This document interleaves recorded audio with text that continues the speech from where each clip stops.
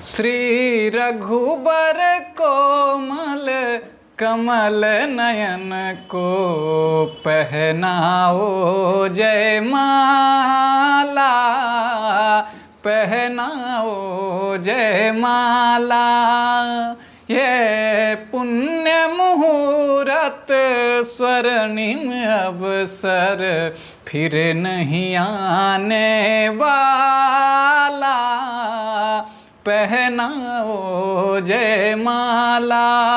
नमस्कार, प्रणाम। मैं प्रियांशु कुमार प्रियंवद आप सभी का स्वागत करता हूं, वंदन करता हूं, अभिनंदन करता हूं आपके अपने YouTube चैनल पोएट बबुआ में। आप सब सोच रहे हो कि आज मैं ये गीत क्यों गुनगुना रहा हूं, तो हाँ, सही समझे। चल रहा है अभी मौसम शादी का, तो आपके अगल बगल भी शादियां हो रही होंगी। ये जो शादी का त्यौहार होता है हमारे यहाँ, इस त्यौहार का इंतजार भारत के हर एक माता पिता को होता है। हाँ, बच्चों को तो होता ही है, इसके साथ साथ माता पिता को भी होता है। क्यों? क्योंकि इस शादी में ही उन्हें अवसर मिलता है अपने दिमाग के साथ साथ अपने जेब गर्म करने का। हमारे समाज में एक अजीब विडंबना है, जिस कुप्रथा को हम जन्म देते हैं उसका शिकार भी हम खुद ही बनते हैं। यदि हम वरपक्ष के तरफ से होते हैं तब इस दहेज प्रथा का वरदान की तरह उपयोग करते हैं, लेकिन वहीं जब वधु पक्ष वाले होते हैं तब ये हमारे लिए अभिशाप बन जाता है। लेकिन फिर भी हम सचेत नहीं होते। हमारे समाज में एक ये भी मानसिकता है कि यदि कोई व्यक्ति अपने बेटी के शादी में दहेज देता है तो उसके मन में मानसिकता रहती है कि बेटे की शादी में तो लेंगे ही लेंगे। देखिए, जिनके पास बेटियां नहीं है मुझे उनसे कोई गिला शिकवा नहीं है, लेकिन जिसके पास बेटी है, जिनके पास बेटियां हैं, यदि वो भी दहेज लेते हैं तो फिर दिक्कत की बात है। लेकिन इस कुप्रथा को फैलाने में यदि हम किसी एक व्यक्ति को जिम्मेवार माने तो ये गलत होगा, क्योंकि हमारा भी मानसिकता ऐसा ही है कि यदि हमारे समाज में कोई व्यक्ति बहुत ज़्यादा दहेज ले रहा है तो हम मानते हैं वो समाज में बहुत ज़्यादा प्रतिष्ठित है, उसको उतना दहेज लेने का औकात था, ऐसा मानते हैं। और वहीं यदि कोई व्यक्ति कम दहेज लेता है तो ऐसा कह देते हैं कि उसका तो औकात ही नहीं था लेने का। तो खैर, ये मानसिकता हम डेवलप करते हैं, लेकिन शायद ये प्रथा, एक कुप्रथा को विकसित करने के क्रम में भूल जाते हैं कि एक दिन उसका शिकार हम खुद भी होने वाले हैं। लेकिन इन सबों के बीच इन सारे पैमानों को हम समाज वाले लोग मिलकर तय करते हैं, लेकिन इसका शिकार कौन बनता है? इसका शिकार वो बनती है जिसका इन सब से कोई लेना देना नहीं होता। जी हाँ, हमारे घर की बेटियां। तो आइए इस बात का हम मूल्यांकन करते हैं कि एक तरफ जहां हमारे घर की बेटियां दहेज जैसी विभीषिका को झेल रही है, उस समय हम समाज के लोग उसके लिए क्या कर रहे हैं। तो पेश करते हैं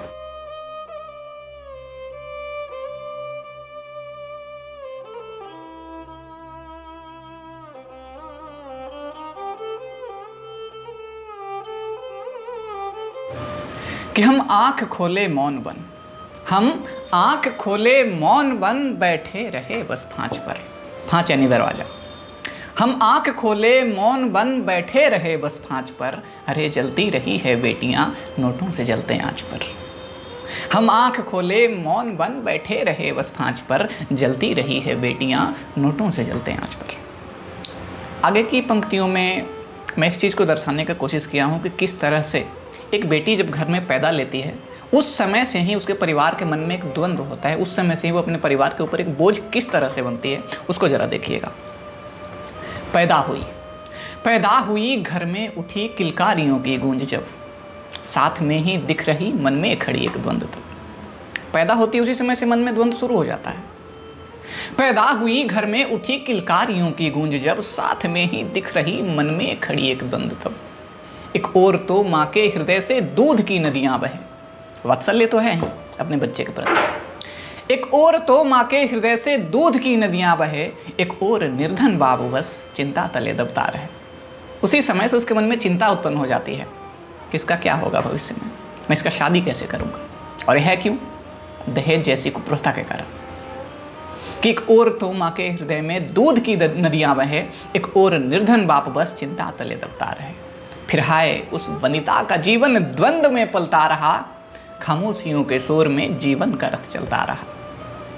और उसी समय से उस लड़की की सारी खुशियां दबा दी जाती हैं, वो खुद को दबा हुआ महसूस करती है, समाज से कटा हुआ महसूस करती है।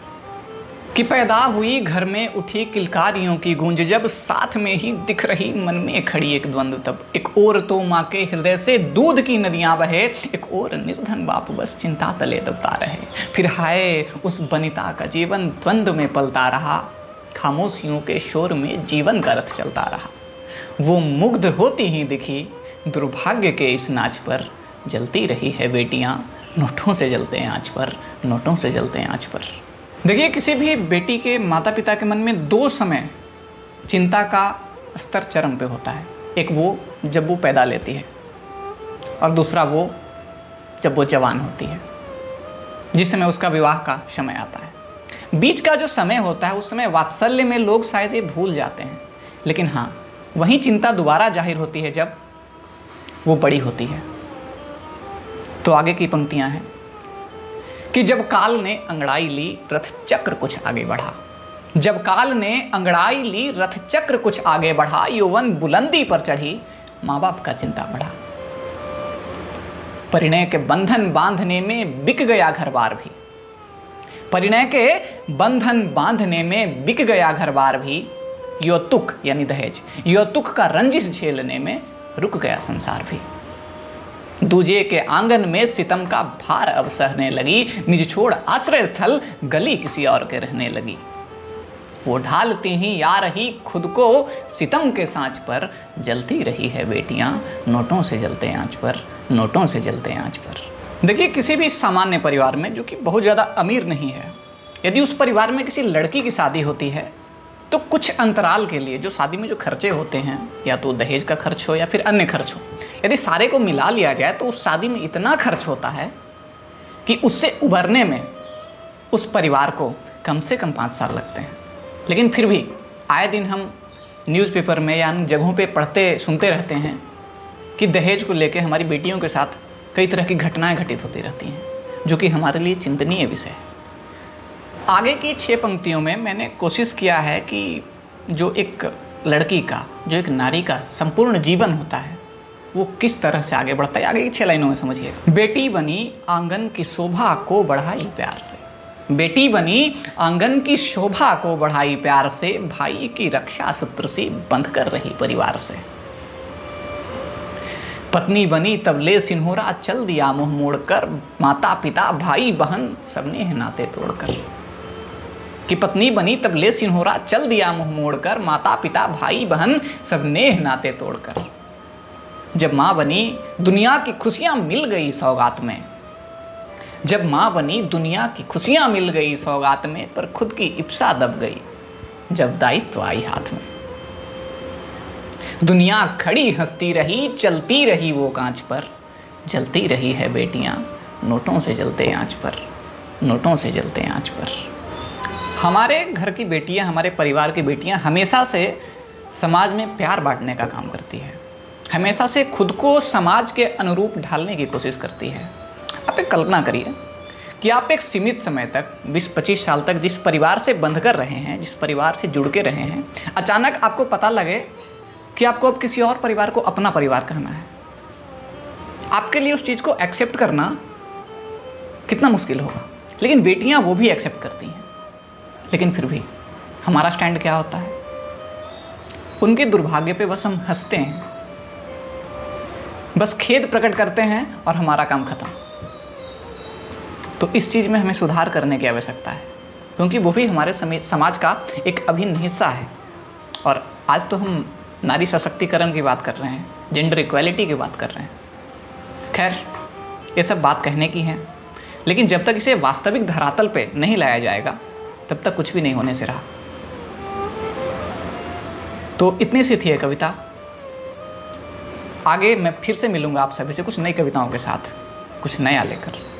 तब तक के लिए शुक्रिया, धन्यवाद।